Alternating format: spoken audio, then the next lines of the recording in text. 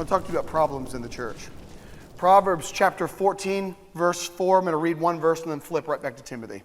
Proverbs 14:4 says this: where no oxen are, the trough is clean, but much increase comes by the strength of an ox.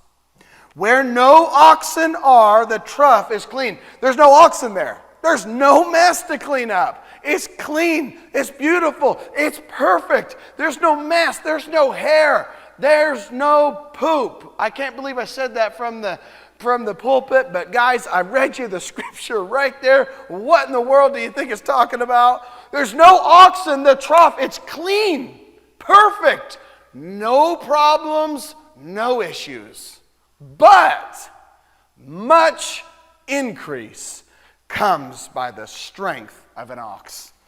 Let me tell you something about problems in the church.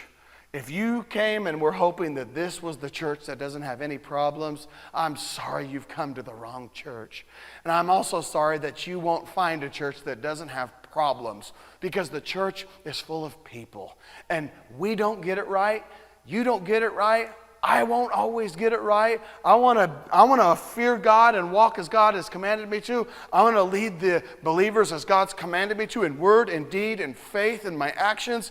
I'm trying to do my best. That being said, I won't do that perfectly. Not only that, we see the principle of wheat and tares in the church. When you have wheat and tares, tares are people that the enemy has actually sown. They're actually not saved. They probably think that they are. But we've talked about that principle before, and by the way, it's not our job to try and uproot the tares, because you're not God and you don't know who they are.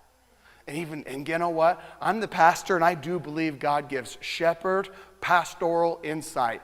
That being said, that doesn't mean that I can't be wrong. There's a warning.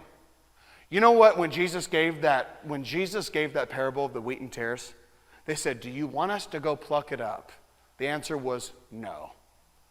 Lest you uproot the wheat as well. You see, they're so entwined. They're so entwined that you actually can't even tell a difference, especially while it's young and growing. The only way you can tell a difference between a wheat and tare is when it's fully mature.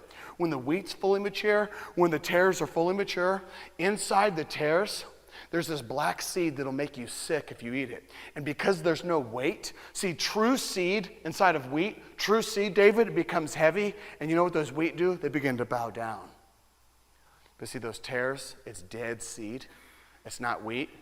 And they stand upright. They don't bow down.